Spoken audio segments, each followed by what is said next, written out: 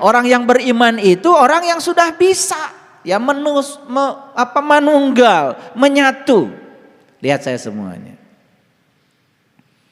Ada orang yang nanya sama saya, guru, mati itu apa sih sebetulnya?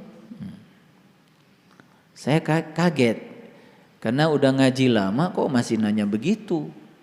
Saya pikir yang kayak gitu nggak akan dipertanyakan lagi. Ya udah nggak apa-apa, saya jawab.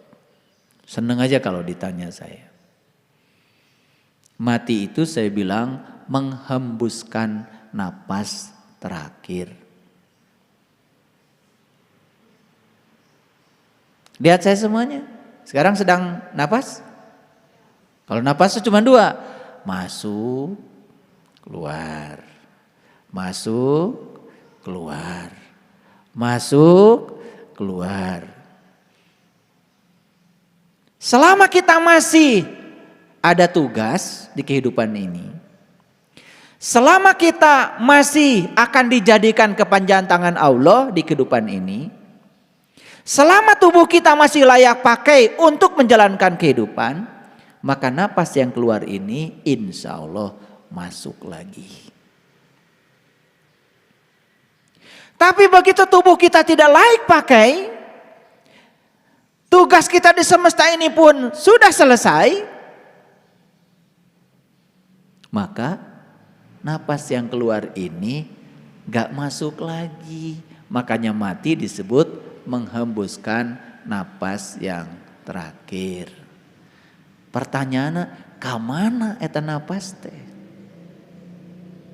Ayo lihat saya semuanya, kemana napas? Kan ke sini. Ke sini. Kemana? Ke sini. Teu ka mana-mana, ke sini.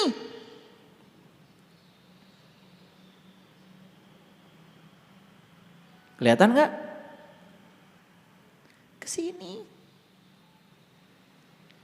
Nah, sekarang ini tuh apa? Ya teh naon? Kan ruang kosong. Nah, Allah menyatakan di Quran, aku meliputi langit dan bumi, aku meliputi seluruh ciptaanku, aku meliputi segala manusia. Pertanyaan saya, kalian ini sekarang diliputi enggak? Oleh apa? Ya oleh ini. Ulangi, bisi luhur teuing ngajina. Kalian diliputi enggak? Oleh apa? Ya oleh ini. Nih, meliputi kan? Jadi kalau dia meliputi berarti dia bukan sosok, bukan seseorang. Yang diliputi jelas sosok. Anda diliputi oleh yang meliputi. Yang meliputi apa? Ya ini. Jadi apa itu napas? Napas itu penghubung antara diri yang di dalam dengan diri yang di luar ini. Itu aja. Jadi kalau begitu, mana sumber kehidupan kita? Ya ini. Jadi ketika menghembuskan napas terakhir, kemana? Ya ke sini. Nah, gini, kalau di sini ada air nih, saya masukkan 1 tetes minyak, ceret ke dalam air. Nyatu nggak minyak dengan air? Enggak kan? Bulat aja, kelihatan tuh di sayur kan bulatan gitu, ya? Oke. Kalau saya tanya, itu minyak, si butir minyak tinggal di mana? Tinggal di air.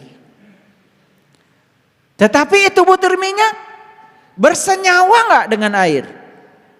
Tidak. Karena apa? Sebetulnya minyak itu air juga. Cuman air yang terkotori oleh unsur lain. Disebutnya air dalam ketidakmurnian. Nah kalau minyak itu dibuang kotoran-kotorannya, ya tinggal air namanya H2O masuk ke sini. Dia tinggal sekaligus menyatu. Oke.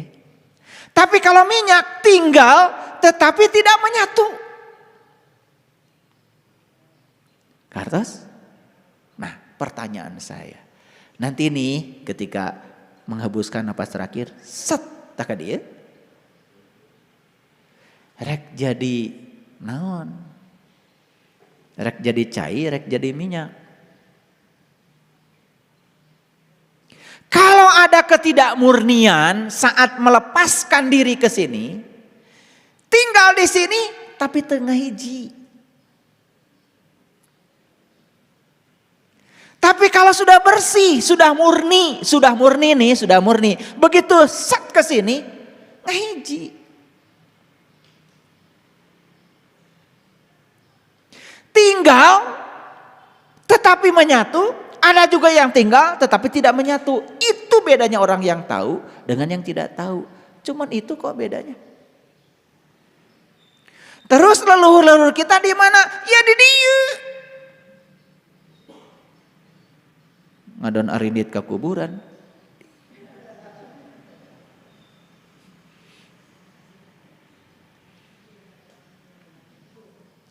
Masalahnya itu yang di sini tuh nih, ya dalam medan energi yang tak terbatas ini cuma dua aja. Ada yang tinggal dan menyatu, ada yang tinggal tetapi tidak menyatu. Makanya kita sekarang belajar tentang kesadaran murni. Kesadaran murni itu sudah tidak terjebak oleh sadar dan tidak sadar. Iman yang murni tidak terjebak oleh kurang nambah. Enggak ada iman kurang nambah. Emang timbangan. Paham maksud saya? Jadi kalau imannya beneran harusnya nambah terus. Liyazdadu imanan ma'a imanihim. Jadi aneh kalau bertambah umur tidak bertambah iman. Ya mau bertambah umur kalau ngurangan iman. Jadi kalau bertambahnya iman, bertambah gak kebahagiaan? Jawab dong. Harusnya bertambah. Kalau bertambah iman, bertambah gak cinta dan ulas asih kita? Jawab dong. Harusnya. Berarti sekarang enggak. Makanya aneh kalau orang semakin matang, semakin dewasa, semakin tua, kok welas asihnya kok tidak tumbuh gitu loh. Harusnya kalau dia itu semakin lama sekolah di sekolah kehidupan ini, harusnya dia itu sudah bukan lagi siapa-siapa, kecuali sudah menjadi sumber cinta. Dan sumber cinta sudah menjadi cinta yang dia lakukan adalah mencintai. Aneh gitu, makin tua makin melekat. Nah sekarang perhatikan saya. Kira-kira memisahkan H2O tadi dari unsur-unsur lain yang mengikat H2O sehingga disebut minyak, gampang apa susah? Gampang apa susah? Menyuling supaya H2O-nya itu sorangan, tong hiji nu sajen. Gampang apa susah? Tergantung tingkat kemelekatan si H2O dengan unsur-unsur lain. Makanya saya mau menyatakan berulang kali, hidup itu tentang melepaskan. Iwan dari kekewek wae.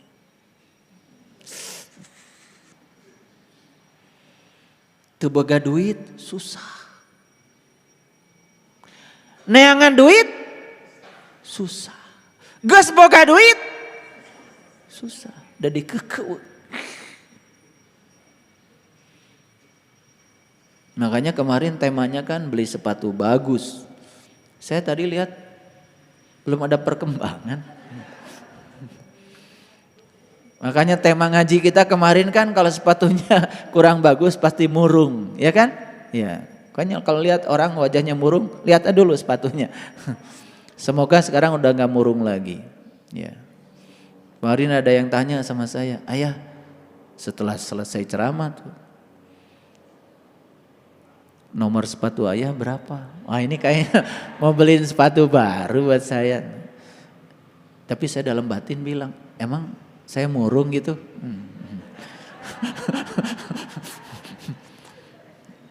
Enggak, maksudnya wajah ayah udah nggak murung katanya. Cuman sepatunya itu aja katanya. Hayo eta. Kajelekong eta, kacileunyi eta. Saya itu kalau menggunakan apapun, kalau belum rusak ya saya pakai. Selama masih enak ya saya pakai. Jadi di rumah itu ada rak sepatu penuh, tapi bukan punya saya. Punya saya satu aja itu. Ke kampus eta. Itu. Nggak apa-apa, saya dibilangin orang itu sepatu na eta deui. Ada yang bilang kok, ayah kok celana ayah itu aja.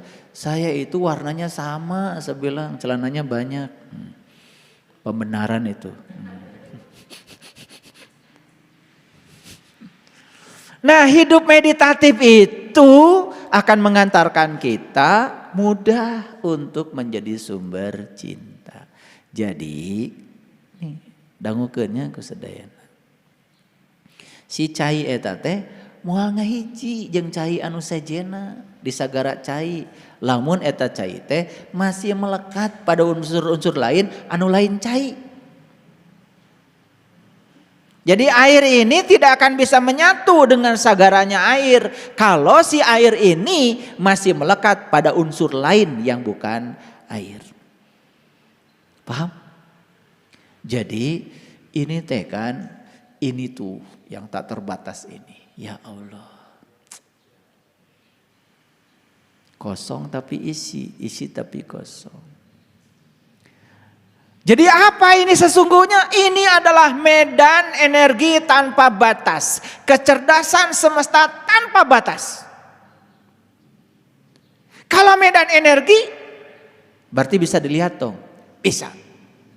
Salah satu medan energi yang bisa dilihat adalah cahaya. Makanya kita belajar meniti ke dalam diri untuk meyakinkan tentang kehadiran cahaya di atas cahaya. Karena energi yang mudah untuk dilihat ya cahaya. Makanya Allah menyatakan di Quran surat An-Najm ya, tanda-tanda Allah yang paling besar adalah An-Najm. Min ayatihil kubro. Jadi kalau begitu ketika meniti ke dalam diri, kita melihat di dalam apa di luar? Tidak di dalam, tidak di luar. Tidak di atas, tidak di bawah, tidak di kiri, tidak di kanan. Karena memang dia tidak bertempat. Nama yang tak bernama, wajah yang tak berwajah. Gitu. Kartos? Nah, beruntung sekali hari ini bisa hadir. Nah, ketika kita sudah bisa melatih diri untuk hidup bermeditatif, maka kesadaran itu selalu tumbuh sehingga kita mudah untuk menjadi sumber cinta. Tahap berikutnya, kita akan mudah untuk sujud pada nurani kita sendiri. Makanya nurani itu akan ngasih pahala kapan? Sekarang. Coba nurani kita diikuti. Bahagia? Taeta pahala teh. Ganjarannya itu langsung terasa sekarang di sini. Inilah yang dikatakan in ana illa nadhirum mubin. Sesungguhnya aku menyampaikan kepada kalian itu peringatan yang nyata. Jadi pahalanya itu bukan nanti, pahalanya itu sekarang, terasa sekarang. Begitu kita memberikan kebahagiaan pada orang, kita bahagia. Karaos ayeuna eta pahala teh. Nyata enggak pahala? Nyata? Nah, selama ini belajar yang nyata atau yang tidak nyata? Pahala teh, engke deui. nepikeun ka teu karasa ayeuna. Begitu kita melanggar nurani kita juga dapat pahala. Tapi pahalanya itu ya sesuatu yang membuat kita merasa bersalah. Itu yang kemudian disebut siksa. Iraha siksa teh karaosna. Ayeuna di dieu nyata itu yang disebut dengan nadirum mubin. Kartos.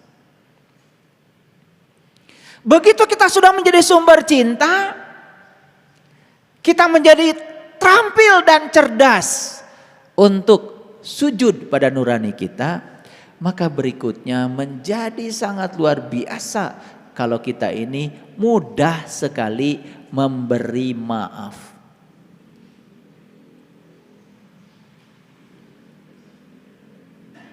Itu. Sekarang ini sedang ada fenomena ya. Ada orang ngomong gini, yang ini tersinggung. Ada orang yang ngomong gini, yang ini tersinggung. Padahal sebetulnya kalau menurut saya tersinggung itu bukan salah yang ngomong. Salah kita aja. Kenapa sih dimasukkan ke dalam hati? Sebetulnya sederhana penyelesaiannya itu, tidak usah ruwet-ruwet. Sekarang kan sedang rame ya, ada orang ngomong begini, ini tersinggung. Ada orang ini tersinggung. Yang ini lapor ke sini, yang ini lapor ke sini. Duh, bangsa kita ini. Karena sudah tidak ada welas asih, tidak menjadi sumber cinta. Yang ada di dalam diri cuma kebencian dan kebencian, bahkan bahagia ketika bisa membuat orang lain yang dikatakan menghina kita itu padahal sebetulnya salah kita sendiri. Kenapa merasa terhina? Makanya di Quran dikatakan, kata setan kan, jangan salahkan gue. Tugasku cuman dagang. Maneh nu meuli. Yang namanya dagang itu ya dagang saja. Mau dibeli atau tidak, gitu. Paham maksud saya? Nih makanya kalian jangan baperan. Dikit-dikit pencemaran nama baik. Udahlah. Sebetulnya baperan itu wujud bahwa kita itu belum punya iman. Kalau sudah lebar welas asih kita, cinta kasih kita, memaafkan saja cukup. Kan sekarang tuh aneh. Sudah saya maafkan tapi encan.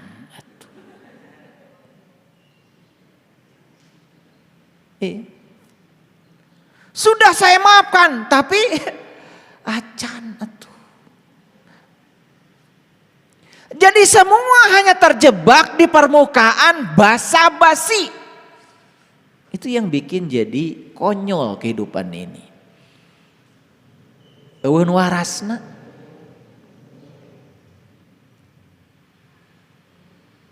Kan sudah jelas mulut itu ada di badan orang, dibawa-bawa oleh orang, nutupna hese. Nutup mulut orang teh hese. Di nu deukeut teh ge hoream abdi mah sieun bau.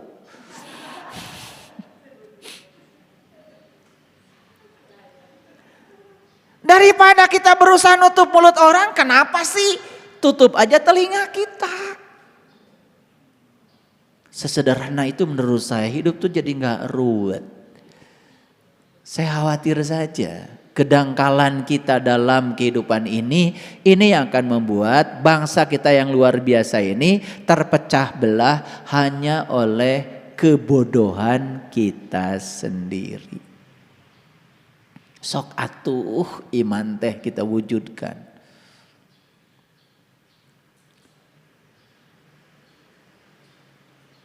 Ini saya bicara bahasa iman udah jauh melampaui seperti yang diajarkan oleh para leluhur. Bukan sekedar ritual. Ritualnya gak akan saya bahas, kalian kan sudah rajin. Udah kayak robot. Begitu duhur langsung wudu kan, langsung sholat. Begitu asar langsung wudu, langsung sholat. Udah kayak robot, nggak saya bahas.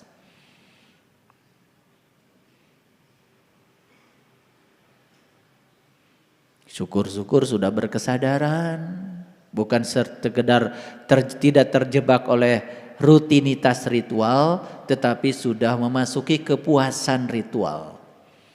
Harapan saya begitu. Makanya perlu kesadaran. Makanya hidup ini perlu menyepi.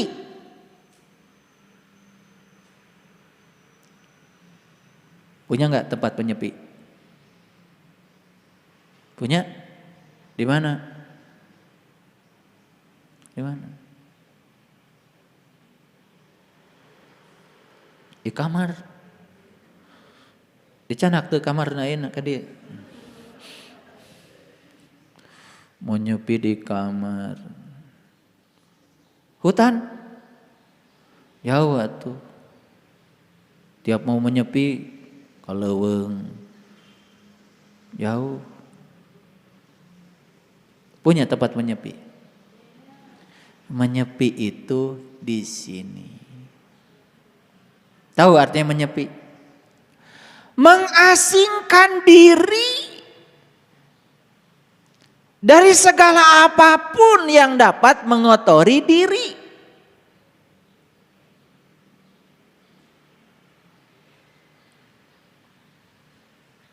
Nyepi, kedah gaduh sawah, kedah gaduh kebon, kedah gaduh tempat anu raos, kanggo niis.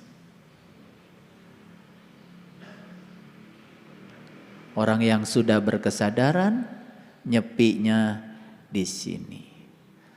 Ada orang marah-marah, nyepi aja. Ada orang menghina, nyepi aja. Ada orang ngomongin dia, nyepi aja. Bisa, udah bisa nyepi kayak gitu. Hah? Nah, pertanyaannya, kenapa belum berhasil nyepinya? Sederhana sebetulnya, karena kita masih mengizinkan diri kita terkotori oleh lingkungan kita sendiri.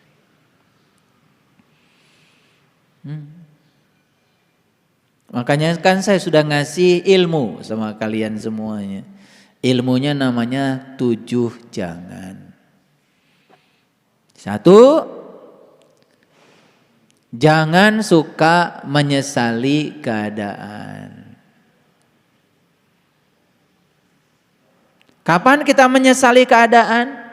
Kalau kita sedang jadi setan, jadi iblis. Yang suka menyesali keadaan, mada eta, si eta. Apa sih setan dan iblis itu? Dia yang penglihatannya 1.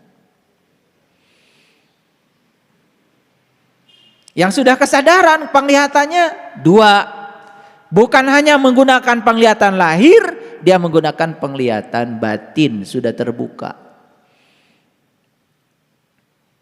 Makanya apapun yang terjadi, ya sudah. Karena tidak ada yang terjadi tanpa kehadirannya. Tampi we. Makanya tidak mudah menyesali keadaan. Masih suka enggak menyesali keadaan? Lain kieu kuduna oge. Bukan begini seharusnya. Teu oleh kurang we sia eta mah. Dahar ke segala aya, lain kieu kuduna oge.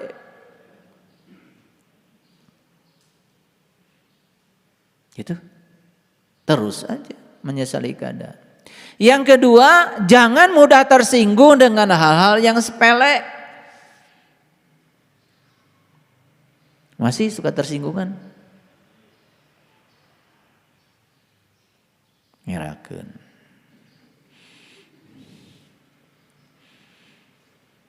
Kenapa tersinggung? Tersinggung itu karena kita masih jadi diri palsu. Ego. Segala di pikiran.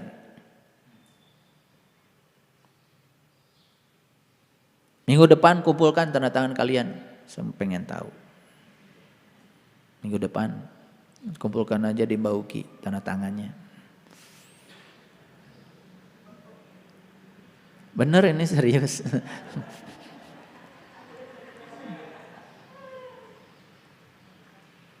Yang ketiga, jangan suka berusaha mengubah sesuatu yang jelas-jelas tidak bisa diubah.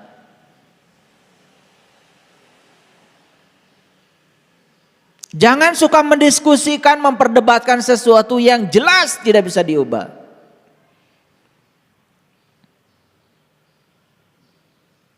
Yang keempat, jangan suka memikirkan hari esok yang enggak.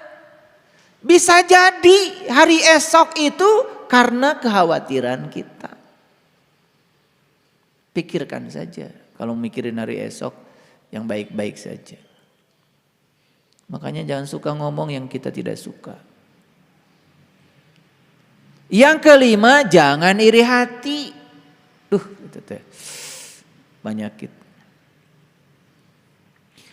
Yang keenam, jangan nganggur.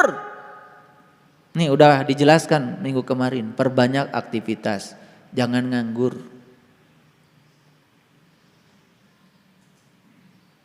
Hayo lalajo TV.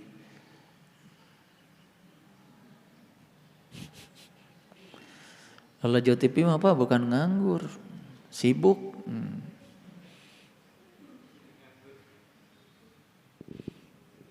Jangan nganggur lah, ya. Apa aja di rumah. Udah diajarkan sama saya olah napas. Sampai ada yang bilang sama saya, bingung naon deui atuh nu kedah dilakukan. Ya Allah. Segitu banyak ilmu yang sudah saya kasih. Betul enggak? Piraku eta ngosok WC ge wae teu kapikiran. Naon we atuh? WC-na tos bersih, kosok deui we. Ya. Sugan we bujur katel nu hidung teu pika bisa dipakai ngeunteung tah. Yang keenam, jangan menganggur. Yang ketujuh, jangan hidup dengan pembanding. Ini masih suka dengar saya. Kadang-kadang kita bandingkan dengan pengen kayak si Anu. Buat apa? Kita oleh Allah tidak dijadikan orang lain kok, dijadikan diri kita sendiri. Nah kalau kita sudah rajin menyepi, sudah tidak galidur, teterak di kadek, cek sepuh urang. Teterak di kadek teh lain sakti. Tong dengan ilmu teterak di kadek. Dengan ilmu mah kumaha carana supaya nu ngadek. Gak usah cari ilmu kayak gitu. Teterak di kadek itu sudah menyepi. Sudah tidak terpengaruh oleh apapun di luar dirimu. Sudah anteng.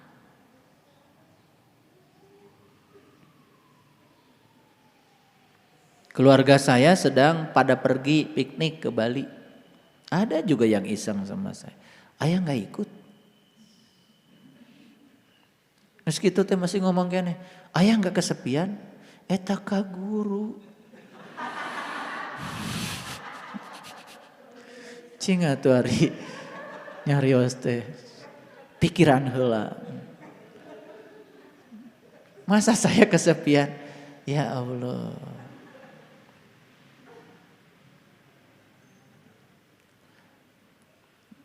Ya. Dalam kesendirian itu justru kita bisa lebih banyak kita berhubungan dengan diri sejati kita. Ya, cinga tuh, hari nyarios teh, pikiran heula. Saya juga bingung mau ngomongnya gimana ngejawabnya. Udah saya pakai bahasa sederhana aja. Saya kan sibuk, banyak pekerjaan. Gitu. Bisa tengartieun lamun jawaban lain eta mah. Nah, makanya para sahabat perhatikan saya. Setiap spektrum emosi yang terjadi pada diri kita itu sesungguhnya mengajarkan sesuatu kepada kita. Ya. Kemarin saya kedatangan tamu. Suami istri. Gitu. Begitu datang suaminya bilang, istri saya ya masih suka marah-marah. Bagus, saya bilang. Saya kan harus di titik tengah. Masa saya langsung terpengaruh sama dia, langsung ditunjuk-tunjuk itu istrinya. Saya bilang bagus. Gimana? Marah tuh rasanya? Gak enak ayah. Udah cukup. Masih mau marah-marah? Gak enak ayah. Udah cukup. Saya cuma menunjukkan bahwa marah itu bukan gak boleh. Boleh. Rasakan aja. Cok. Saya bilang lagi sama istrinya. Tadi ketika marah. Bercermin gak? Ya ayah. Jelek banget saya. Bagus. Jantung gimana jantung? Debar-debar ya. Bagus. Kepala gimana? Pusing ayah kalau udah marah. Bagus. Gimana? Masih mau marah? Gak enak marah tuh kan, biarin aja. Nanti juga akan berhenti marahnya. Kan marah tuh gak enak. Itu kan marah tuh spektrum emosi. Setiap spektrum emosi mengajarkan pembelajaran. Saya tanya lagi. Kalau gak marah spektrum emosi bukan? Sama itu spektrum emosi. Enak gak kalau gak marah? Enak ayah, adem. Tuh kan adem. Apa yang salah orang marah? Gak ada yang salah. Itu mengajarkan pembelajaran. Yang tidak marah benar gitu. Semua spektrum emosi mengajarkan pembelajaran. Makanya berguru kepada saya, gak ada salah, gak ada benar. Udah nikmati aja. Temori ada yang datang ke sini ke saya. Ayah, saya udah lama gak ngaji sama ayah. Terus kemana aja kamu? Saya berjudi ayah. Bagus. Gimana? Judi pengalamannya gimana? Saya suruh ngobrol aja. Bangkrut ayah, saya gak punya apa-apa. Nah, masih pengen judi lagi. Gak mau ayah. Nafsu katanya. Menangnya dikit, pengennya masangnya banyak lagi. Nah gitu kan. Kalau gak ngalamin kan repot. Jadi sebetulnya apa yang salah? Biarkan saja. Setiap pilihan kan mengajarkan pembelajaran. Jadi oleh itu bagi saya gak ada bagi saya salah benar. Biarin aja. Semua kebenaran kok. Awas hati-hati nih nangkap pelajaran saya. Maksudnya penilaian kita jangan terjebak salah benar. Kalau misalnya dengar orang lain, dia masuk penjara gara-gara mencuri, ya nggak apa-apa. Apa yang kalian katakan? Salah? Di situ ada spektrum pembelajaran dari semesta. Nanti juga masuk penjara, digubukin polisi, di dalam juga tidak bebas. Dia akan merenung, akibat dari kejahatan saya mengalami situasi yang semacam ini. Pelajaran bukan? Apa yang salah? Gitu. Nah, jadi saya bukan menghalalkan mencuri. Gitu. Tapi kalian jangan buru-buru menilai salah pada orang yang dianggap salah oleh kalian. Karena salah benar itu penilaian, bukan kebenaran. Oleh karena itu pelajaran yang paling berharga, catat. Setiap spektrum emosi mengajarkan pembelajaran yang amat berharga. Kalau itu dijadikan sebagai pelajaran. Nah, makanya banyak orang mengalami kejadian di semesta ini, tetapi dia tidak dapat pelajarannya. Itu yang keliru. Itu yang merugikan waktu. Jadi oleh karena itu, para sahabat, ya, puncaknya perjalanan spiritual itu sebetulnya adalah kemampuan kita mengambil pelajaran hidup dari setiap peristiwa kehidupan. Itu. Jadi semua itu sebetulnya mengajarkan begitu luar biasa banyak hal. Ya. Nah, dari semua itu supaya kita tetap sadar, maka belajar fokus ke sini, di sini, saat ini, sekarang. Itu kuncinya.